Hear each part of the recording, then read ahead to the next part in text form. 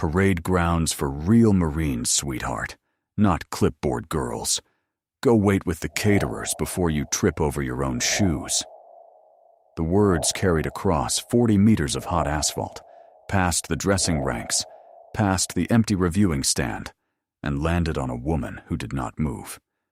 She stood at the edge of the field in plain utilities. No name tape, no rank. A clipboard held level against her hip.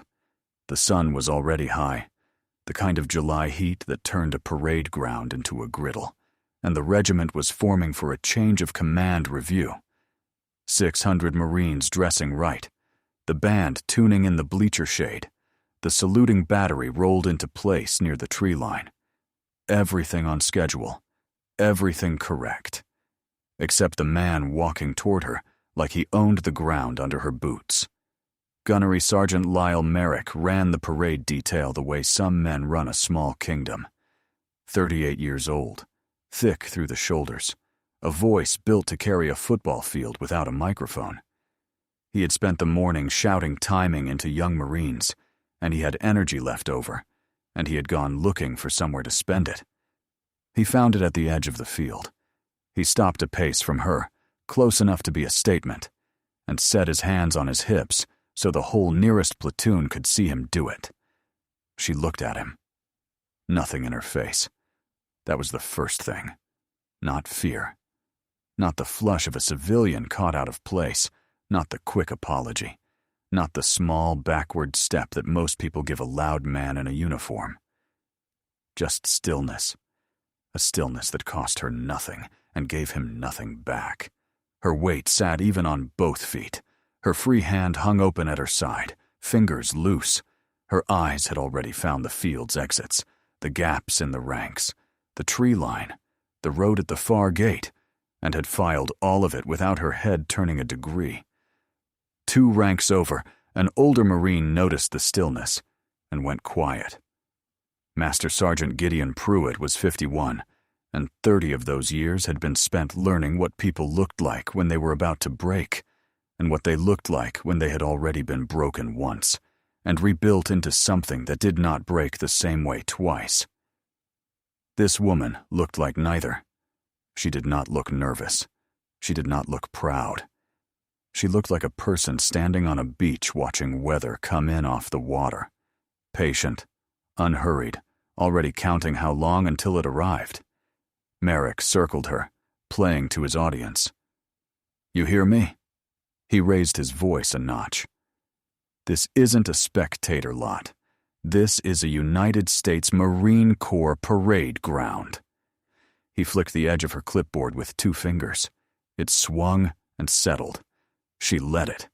A few of the young Marines chuckled, because a gunnery sergeant was performing, and you laughed when he performed. And you especially laughed when the joke was aimed at someone who could not touch you back. "Tell her, Lieutenant." Merrick raised his chin toward a young officer near the stand. "Sidelines are for spectators. Say it."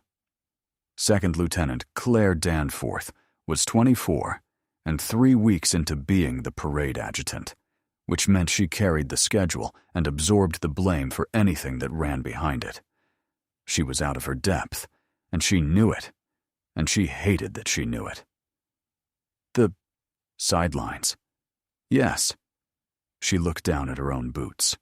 You should probably wait off the field, ma'am." The woman spoke for the first time. 3 words, flat as a mason's level. "Understood, Gunnery Sergeant." No heat in it, no sarcasm, no tremor, no plea. It should have been a small, clean victory for Merrick, the kind he collected all morning, and instead it unsettled him. The way a locked door unsettles a man who had already leaned his shoulder into it, expecting to fall through. He had wanted a reaction. He had gotten a receipt. He covered the feeling the only way he knew how, with a grin and a slow shake of the head, and he turned and strutted back toward the formation, telling a corporal something that made the corporal laugh too loud. Pruitt did not go back to his rank. He stayed where he was and watched the woman go still again. Clipboard level, hand open, chin down a fraction, eyes lifted to the far gate, where a thin line of dust had begun to rise off the access road and hang in the heat. She watched it the way she had watched Merrick, without alarm, without expression, only attention. Cataloging. No one else on that field was watching the road. She was. The rehearsal snagged 20 minutes later, and it snagged on something that could get a man killed. The saluting battery was set for a 19-gun salute, the honors due a visiting officer of high rank, and the timing was wrong. On a ceremonial salute, the guns fire blanks, but blanks fired out of sequence, with the lanyards pulled on the muzzle flash of the piece before instead of on a clean spoken count, put the crews a half-second from firing over one another. It was the kind of error that lived quietly in a firing table until the day it took a man's hearing, or his hand. The range safety Marine on the gun line knew it was wrong. He could feel it was wrong. He could not find the wrong. His hands had started to shake, and every time they shook, he lost another few seconds of the count. Merrick stood over him and made it worse. He barked. He offered volume where the man needed a number. He told the Marine to get it together, as if the getting together were the problem and not the firing table itself. The woman set her blank clipboard on a folding chair and walked to the gun line. She did not ask permission. She read the firing table over the safety NCO's shoulder. Once, top to bottom. The way a person reads a page they have read 1,000 versions of before. "Your interval's 3 seconds short," she said. 19 guns means 5 seconds spacing. Lanyard on the count, not the flash. Your second and fourth pieces are pulling early because the crews are keying off the smoke from the piece before them instead of the spoken count. Reset the second and fourth to the count. Put your loudest man on the count and talk the line. Don't watch it. If you watch it, you'll chase it. If you talk it, it comes to you. She said all of it in one breath. No notes, no hesitation, no upward lilt at the end, asking to be believed. The safety NCO stared at her, then at his table, then reset the second and fourth pieces exactly as she'd said, and put his loudest man on the count. Pruitt had drifted close enough to hear. He pulled his own dog-eared copy of the ceremonial manual out of his cargo pocket, found the salute interval table, and ran his thumb down it. 5 seconds spacing.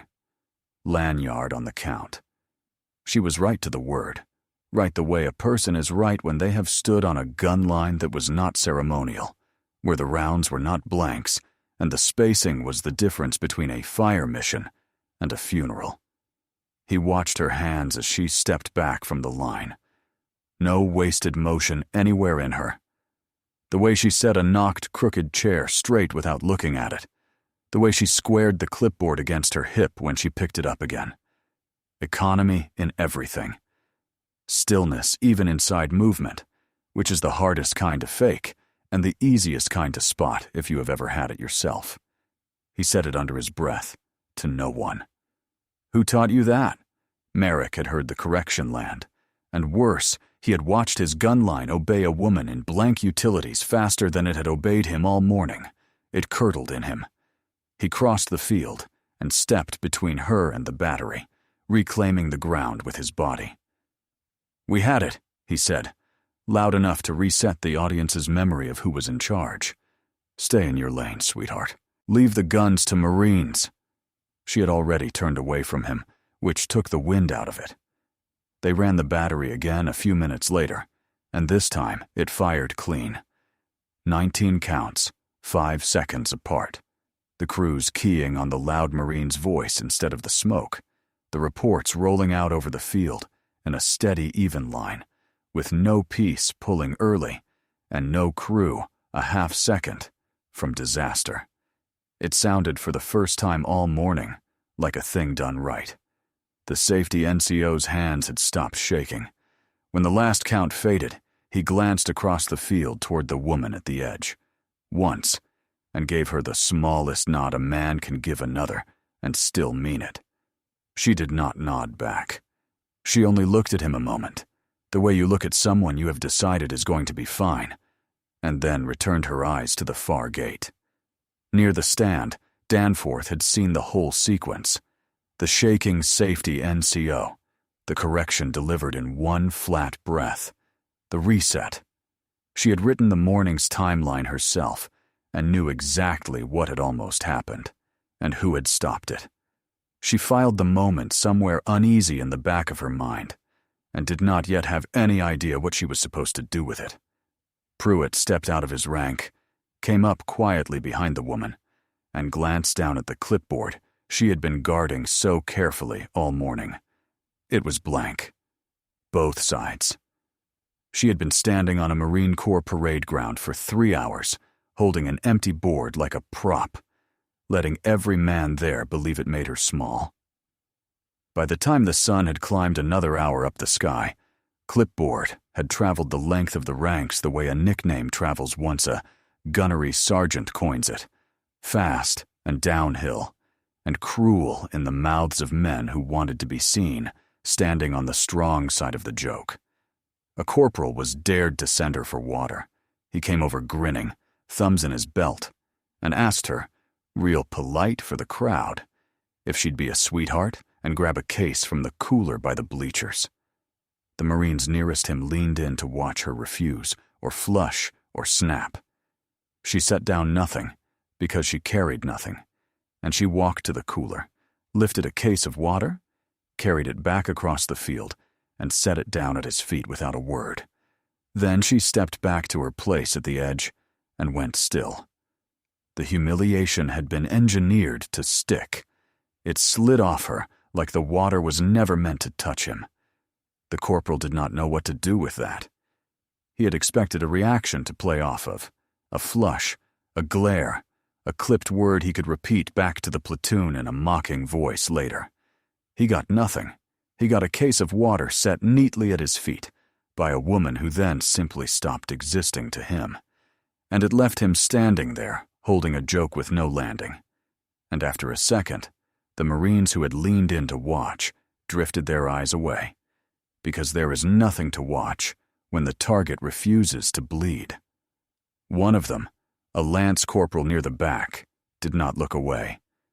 He had been watching her since the gun line. He had a father who had come home from somewhere he never talked about, and he knew what that particular stillness looked like across a kitchen table, and he was starting to feel the first cold edge of a thought he could not yet finish. Merrick decided mockery was too slow. He keyed his radio to the front gate. Yeah, get a badge check out to the field. Some clipboard civilian wandered onto the parade ground, and she's leaning on the reviewing party's ceremony. Unbadged, no escort. Get her walked off before the brass rolls in, copy? He said it looking straight at her. He wanted her to hear it. He wanted her to understand that the joke had teeth now, and that the teeth belonged to him, and that a woman with no name tape and no ID had no way to make them let go.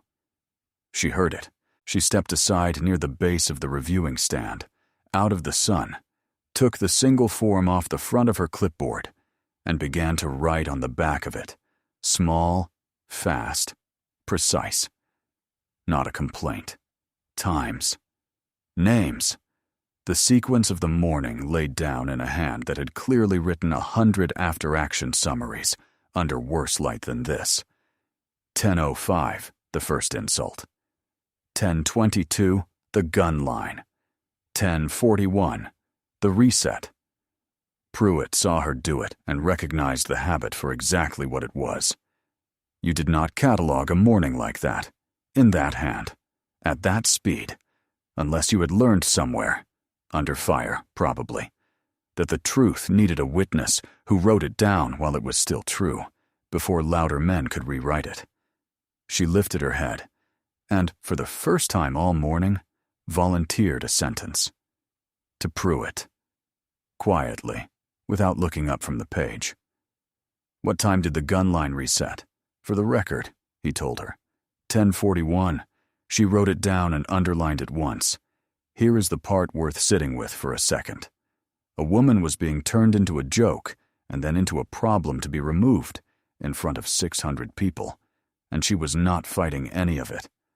She was recording it. She was not performing her own worth for a crowd that had never asked to see it. If you have ever watched someone get written off for how quietly they carry the things they've earned, and then watch them refuse to put on a show just to prove those men wrong, then stay with this one. Subscribe to Honor Tales, because the people who can stand that still under that much are exactly the ones this channel was built to hand a room that finally goes quiet and listens. A gate guard, radio in one hand, started walking across the field toward her. At the same moment, the far access road filled with vehicles. Merrick did not escalate all at once. Men like him rarely do. He went to paper first, because paper was safer than fists, and in his experience just as final. He pulled Danforth away from the stand, into the shade under the bleachers, and started dictating over her shoulder. Log entry. Now, while it's fresh in everybody's mind. He watched the gate guard closing the distance to the woman. Write it. An unauthorized civilian accessed the ceremonial area during rehearsal and interfered with the operation of the saluting battery, creating a live safety hazard. Detail identified the individual and moved to escort said civilian off the field. Time of entry, current. Danforth's pen did not move. She had watched the safety hazard with her own eyes. She had watched who created it, the short interval, the shaking NCO, Merrick's own barking volume stacking pressure on a man who needed a number and not a lecture. And she had watched, just as clearly, who had fixed it. The woman had fixed it, in one flat breath. The log Merrick was dictating turned all of that exactly backward. It took the one person who had made the gun line safe and wrote her into the record as the person who had made it dangerous. Gunny, Danforth said. Her voice came out smaller than she wanted. She fixed it, though. The interval. I watched her do it. Everybody at the battery watched her do it. Initial it, Lieutenant.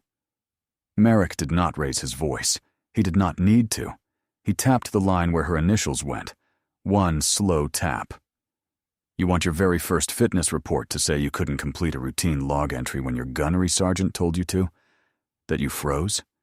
Initial it. It's my detail. It's my call. You just write it down. She initialed it. Her hand shook the whole way through the two letters. A small, false thing signed under a louder voice. And she understood, even as the ink went down, that she was going to have to carry it. That is how it always works, with men like Merrick. They do not ask you to lie in one large, obvious moment, where you might find the nerve to refuse. They ask you to initial one small box, quickly, while something else is happening, with your first fitness report hanging in the air between you. They make the refusal feel enormous, and the compliance feel like nothing at all. A formality, a signature, a line on a form no one will ever read. And then the form is real, and your initials are on it, and the lie has your name attached to it now, and you are in it with them, whether you ever meant to be or not. Danforth would spend the next several hours learning exactly how heavy those two small letters could get. Across the field, the gate guard reached the woman and asked for identification. She had none to show. No wallet. No badge. No phone in her hand. No keys on a ring. No lanyard. Nothing at all that named her, or placed her, or gave the guard a single thread to pull. She turned her empty hands palm up, unhurried, and said, I don't have any ID on me. Her voice stayed even. Her stillness did not so much as flicker. She let the guard take her lightly by the arm and begin to walk her toward the edge of the field, and she went precisely where the pressure sent her, and not 1 inch past it. Balanced and easy the entire way, like a woman being shown to a seat. Pruitt moved to intervene. He crossed 2 ranks fast and got a hand up. Hold on! That's not your detail, Master Sergeant. Merrick stepped square into his path, chest out. I've got it handled. Fall back in. The machine had her now. The mockery had become a nickname. The nickname had become a radio call. The radio call had become a guard's hand on her arm, and now the paper existed too, false and initialed and time-stamped, to make every bit of it official and permanent. On the log in Danforth's hand, the timestamp read 10:53.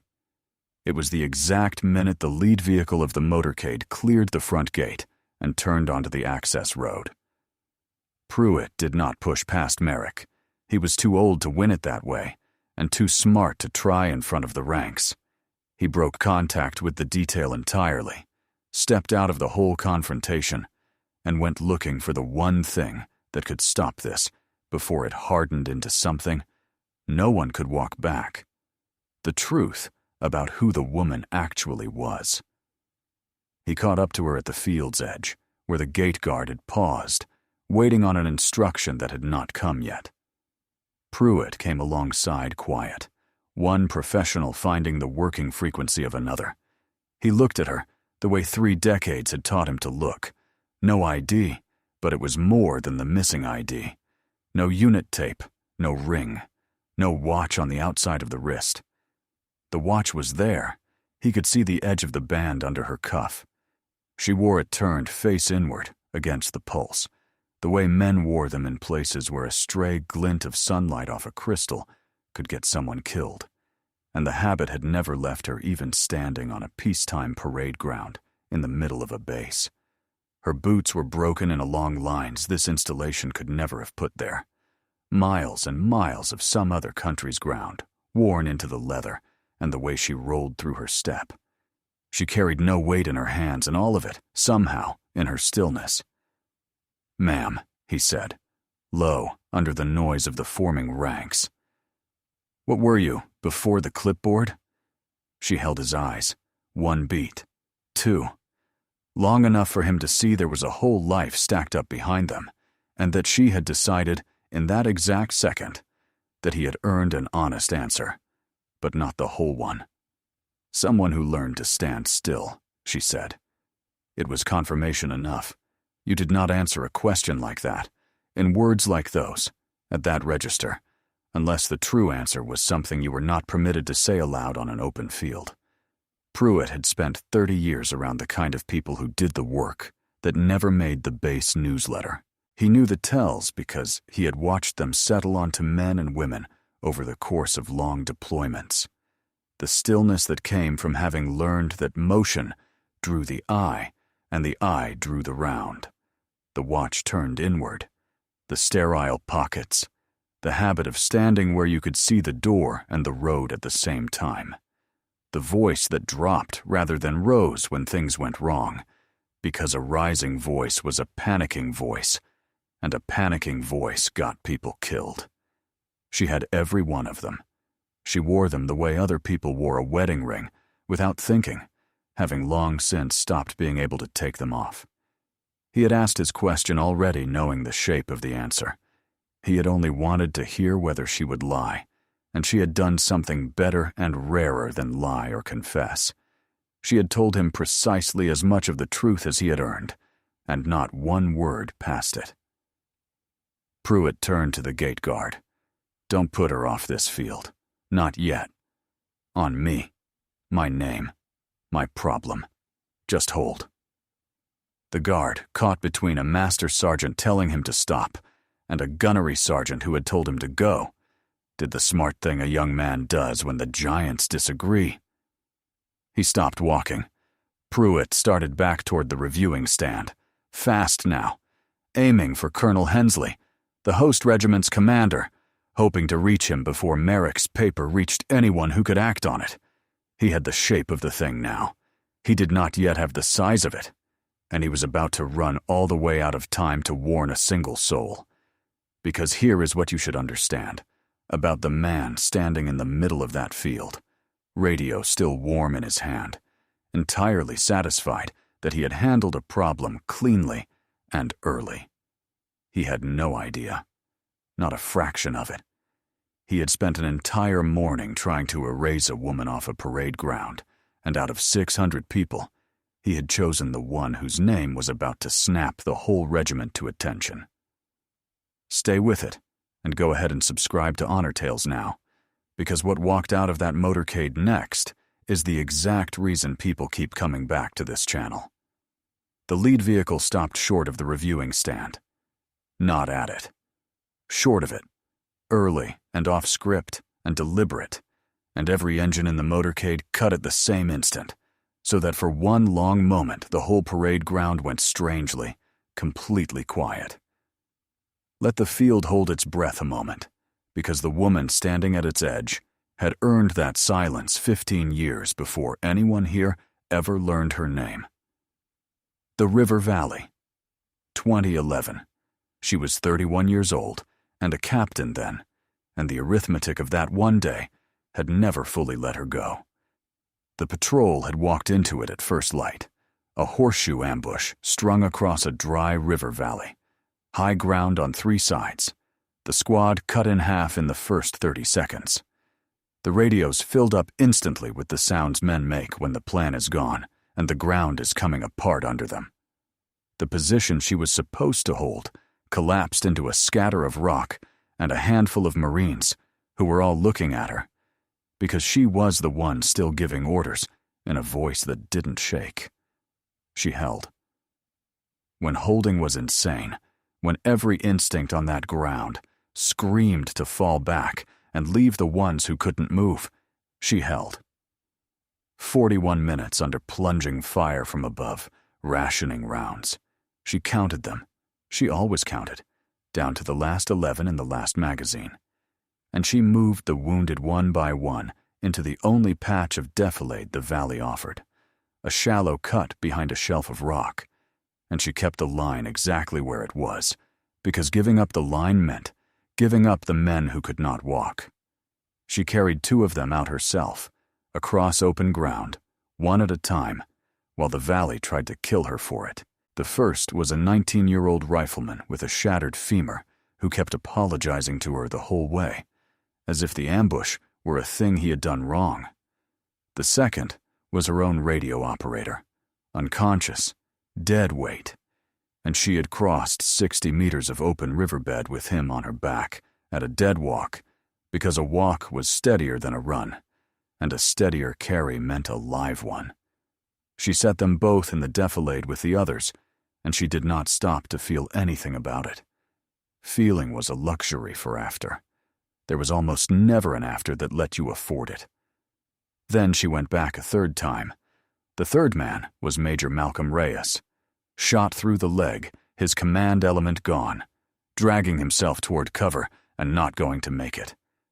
She reached him under fire, got him up and across her back, and carried him the full length of that killing ground, while rounds walked the dirt around her boots. She did not remember the pain of it afterward. She remembered the count. She remembered the exact weight of a grown man who has stopped being able to help you carry him. And she remembered the voice on the far bank. Her teammate, call sign Halyard, had been cut off on the wrong side of the river when the ambush closed its jaws. His transmissions came in ragged, then thin, then just his voice, saying he was moving, saying he was okay, saying he'd link up at the bend downstream. She had keyed her radio and said the only thing there was left to say into it. Say again. Say again your position. Static. Then nothing. Not that day. Not in the search that came after, that went on far longer than the odds justified, because she made it go on.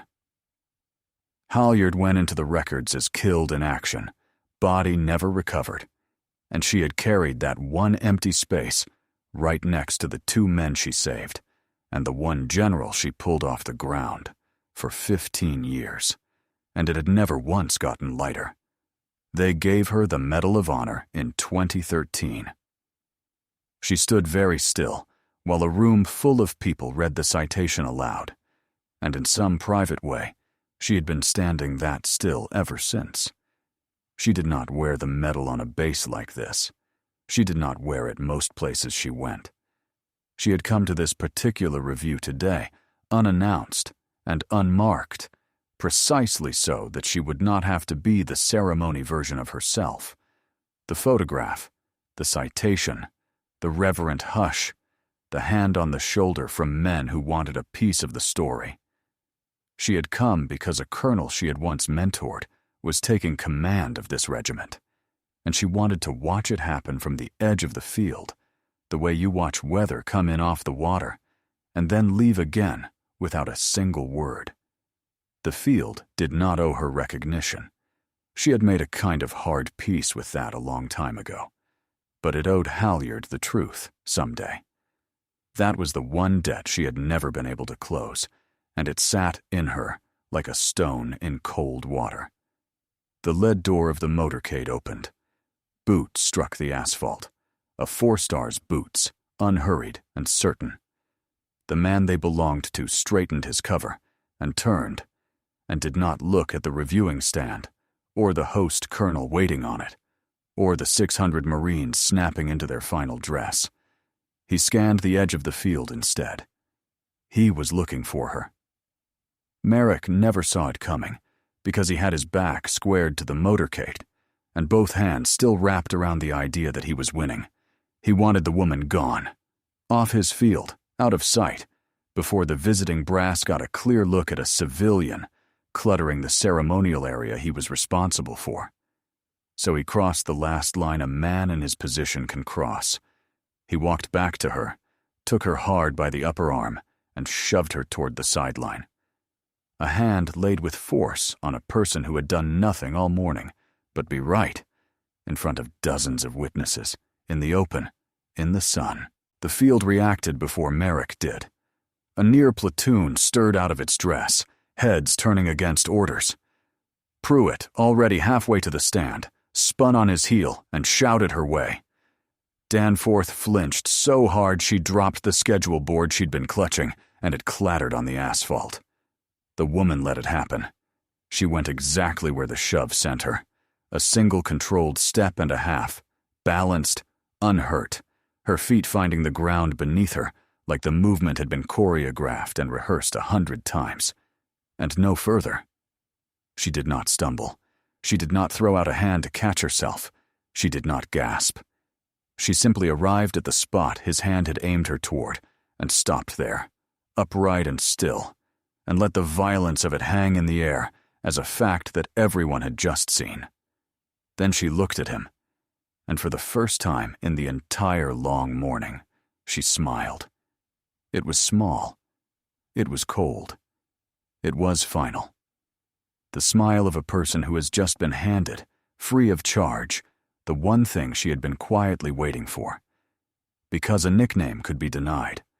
A radio call could be walked back, explained away, blamed on a misunderstanding at the gate. A false log could be argued over for months in a room full of people who owed each other favors. But a hand laid hard on a colonel, in the open, in front of dozens of witnesses and a saluting battery and an entire regiment in ranks. That could not be undone or reworded or filed into a drawer. He had finally given her the one thing the whole morning of mockery had not. A fact with 100 witnesses that would not change no matter how loudly he told it. "You'll want to remember you did that," she said. Behind Merrick, at the stand, the reviewing party had dismounted their vehicles. A 4-star general's aide had watched the shove happen and had frozen mid-step, the color running out of his face. Colonel Hensley, the host commander of the whole regiment, had seen it too, and he had gone the very specific shade of pale that a man turns when he watches a catastrophe pull out of the station and understands, all at once, that there is no recalling it now. Merrick registered none of it. He was still standing inside his own moment, deaf to the field behind him. "I set off my field."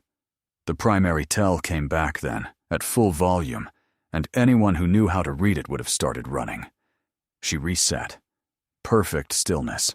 Her arm exactly where he had shoved it. Her weight even on both feet. Her hands open. Her breathing slow and deep and unbothered. Her eyes had already left his face entirely. They had gone over his shoulder, out across the asphalt, to the man crossing the field toward the two of them in long, unhurried strides. Behind Merrick, boots began to strike the ground, in a cadence the whole regiment knew in its spine before it knew it in its ears. And along the ranks, starting at the far end and rolling down the line like a wave finding the shore, 600 Marines snapped to attention. The general did not stop at the reviewing stand. He walked past Colonel Hensley, past the host commander of the entire regiment, past the frozen aide, past the assembled change of command party, who had come to watch one colonel hand a sword to another, without slowing a single step, without so much as a glance, and every man and woman on that field understood in the same heartbeat that whatever was unfolding here was larger than the ceremony they had all put on their dress uniforms to perform. The last of the line finished snapping to. The silence that came down over the parade ground came down like a blade, clean and total and absolute. General Malcolm Reyes, 55 years old, 4 silver stars on each collar, stopped directly in front of the woman in blank utilities that Gunnery Sergeant Lyle Merrick had, 10 seconds earlier, shoved off his field. And he brought his hand up, and he saluted her first. A 4-star general, holding a salute, to a clipboard girl with no rank on her collar and no name tape on her chest and no identification of any kind in her empty pockets. "Colonel Larkin," he said, and his voice, pitched low, carried in that dead silence to every corner of the field. "Sable 6, I have been trying to shake your hand for 15 years. The name went down the ranks in a whisper, and then a rush that could not be stopped. Sable 6. Larkin, the Medal of Honor citation that half of them had read in a classroom during training, moved through the formation like a current running through water. The woman they had spent 3 hours calling clipboard was a colonel, a Marine Raider Battalion commander, a Medal of Honor recipient. She outranked every single officer standing on that field, except the one man saluting her. Merrick's face began to cycle, and the whole field watched it happen. Confusion came first. This had to be a joke, a mix-up, some staged thing he wasn't in on. No tabs, no ID. She'd fetched water. She'd carried the case herself. Then disbelief, as the general held the salute and did not lower it, and the colonel returned it with an economy so precise it was itself a kind of proof, the salute of a person who had rendered 10,000 of them. Then recognition, arriving all at once and all wrong. The corrections on the gun line, the impossible stillness under everything he had thrown at her, the flat way she had told him to remember what he'd done. Then horror, pure and total and final, as the whole arithmetic of the morning landed on him at once. He had mocked her, radioed her off, papered a lie over her, and finally put his hands on her and shoved her, a colonel, a Medal of Honor recipient, in front of a 4-star general and 600 Marines standing at rigid attention. Reyes lowered the salute. Larkin lowered hers, and the general turned, slowly, deliberately, to the gunnery sergeant standing frozen an arm's length away. When he spoke, his voice was quiet. And quiet from a man like that in a silence like that was the most frightening thing on the entire field. "Son," Reyes said, "you better beg her to forgive you, because I won't." Pruitt stepped forward then, because the moment needed the truth spoken, and he was the one holding it. He had the timestamps. He had watched the gun line correction with his own eyes, and the shove with his own eyes, and both of them were witnessed now by hundreds of people who could not unsee them. He laid it out in 4 flat sentences to the general and the ashen host colonel. What the woman had fixed, what Merrick had claimed in the log instead, what he had radioed, and what he had just done with his hand in front of everyone. The gate guard Merrick had tried to weaponize against her closed the last few steps and took the gunnery sergeant lightly, correctly, by the arm. The very same grip Merrick had used on the colonel, turned around now, and meaning something entirely different. Larkin said only what was needed. She looked at Reyes, and the 15 years folded down into 6 quiet words. "It's good to see you standing, sir." The salute the whole field was holding did not break, and in Second Lieutenant Danforth's hand, still, was the log she had initialed under a louder voice, the false entry that called the colonel a hazard. In the light of what every person on that field had just seen, it no longer read as paperwork at all. It read as a confession, with her own initials on it, and she knew it, and she could not stop looking at it. The parade detail's small kingdom came apart in a single afternoon. Once a 4-star general has personally witnessed a gunnery sergeant assault a Medal of Honor recipient in front of 600 Marines, the machinery that spends years quietly protecting men like Merrick simply stops protecting them. It happens that fast. The fabricated log surfaced first, the entry that inverted the entire morning, with Danforth's initials sitting on a lie he had dictated word for word. Then, once people understood that Merrick's version of events could be questioned at all, the other things began to come up from under his authority, where he had kept them pinned down for years. A pattern. Complaints about hazing on his detail that had been quietly discouraged before they could ever reach paper. A junior Marine who had been moved off the ceremonial detail months earlier for not meeting the standard, which had turned out to mean, when someone finally asked, that Merrick had simply decided he did not like the young man's face. The near hazard on the gun line that morning, the one he had tried to write onto the colonel's record instead of carrying on his own.